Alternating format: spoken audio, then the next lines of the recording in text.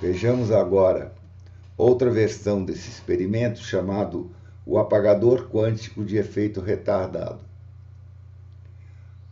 Esse experimento nos mostra sobre a existência de uma realidade objetiva independente, conforme Thomas Cantwell, em 2011. Voltando à experiência da fenda dupla, colocamos detectores para determinar se o elétron passa pela fenda esquerda ou pela fenda direita. O padrão mostrado é então como se fossem partículas, ou duas linhas verticais. Se retirarmos os detetores, os elétrons formam então novamente um padrão de interferência de ondas. Então a ideia é que esses detectores estão fazendo algo. Se tirarmos os detetores, temos o padrão de interferência. Se os colocamos, temos as duas barras. Vamos então retirar os dados tanto dos detetores quanto das imagens. Vamos guardá-los, mas não olhá-los. Isso pode ser feito com o computador. Se olharmos os dados dos detetores, teremos as duas barras, mas se não olharmos, apagando-os, então vemos o padrão de interferência. Vamos realizar o experimento 102 vezes, verificando, primeiro, por qual fenda o elétron passou nos detetores, e segundo, o que foi mostrado na tela. Vamos imprimir os resultados sem olhar para cada um dos experimentos e colocá-los no envelope com o número do experimento. Assim, no experimento 1, temos um envelope com 2 envelopes dentro, dados dos detetores, experimento 1, e dados da tela, experimento 1, e assim por diante, até os 102 envelopes. Vamos agora pegar os envelopes dos dados dos detetores do experimento 1 e do experimento 102.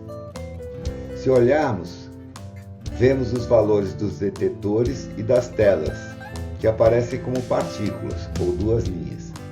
Isso é o esperado, e podemos extrapolar que se fizermos isso para todos os outros, veremos a mesma coisa. Porém, tomemos agora os 100 envelopes restantes e vamos colocá-los aleatoriamente em duas pilhas, com 50 envelopes cada uma. Numa delas, vamos abrir todos os envelopes e veremos o mesmo resultado, duas linhas, como se os elétrons fossem partículas, ou seja, lemos os dados dos detectores e os dados da tela. Dos outros 50, vamos isolar somente os envelopes com dados dos detectores em uma pilha e vamos queimá-los, em outras palavras, apagá-los. Agora, quando olharmos os dados dos 50 envelopes com dados das telas, veremos que todos contêm o padrão de interferência de ondas.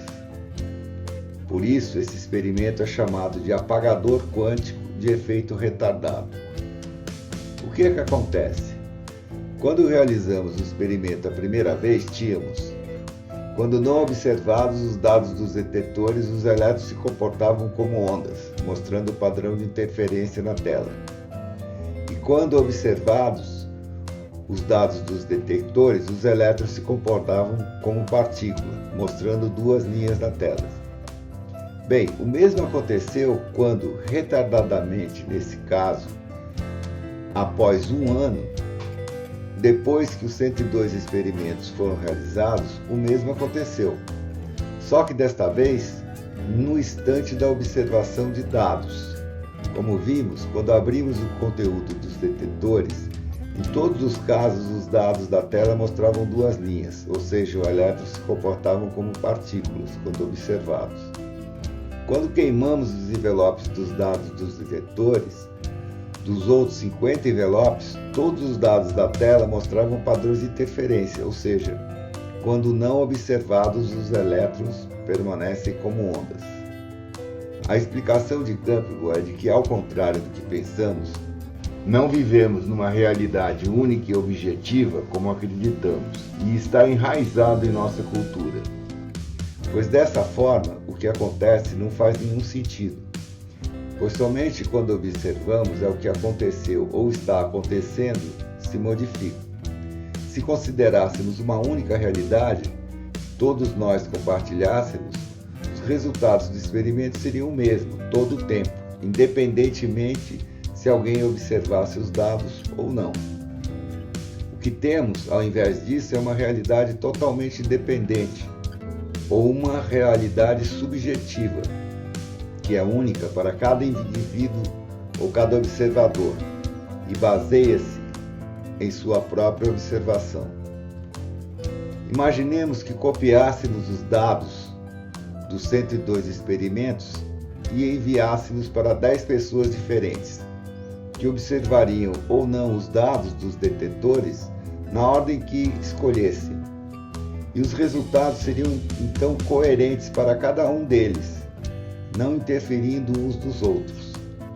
Em outras palavras, o que vemos agora e a cada momento de nossa vida, sem exceção, é uma realidade única e individual para cada um de nós. Nas palavras do físico Amit Goswami, esse é o único pensamento radical que cada um de nós precisamos ter. Mas é tão radical e tão difícil porque nossa tendência é imaginar que o mundo já existe como é, independentemente da nossa experiência. Não é. Se tudo isso é verdade, e as últimas pesquisas científicas nos mostram que é, a questão que se coloca é: quem ou o que está escolhendo certos padrões de frequências no campo quântico e transmitindo-os para nossos cérebros humanos, para serem convertidos em partículas que constituem a realidade única e individual que vemos e experimentamos. Por isso, Richard Feynman também certa vez disse que se realmente entendermos o experimento da fenda dupla, então poderemos entender toda a física quântica. Eu diria que muito mais ainda. Muitas questões existenciais filosóficas e até mesmo místicas e religiosas têm agora novas possibilidades de interpretações. Esses experimentos nos mostram por que o nome quântico está tão difundido atualmente em todas as áreas. Vejamos, por exemplo, o conceito de Maya dos hindus, que tudo que vemos é Maya, ou ilusão. Também o conceito de Akasha, onde existe toda a memória do universo, tudo que foi, que é e que será. Uma definição que se encaixa muito bem no próprio conceito de campo quântico, a quem dedicaremos o próximo vídeo. Como referência, esse experimento do apagador quântico de efeito retardado foi e é realizado com outros métodos. Escolhemos esse porque, a meu ver, é mais fácil de entender.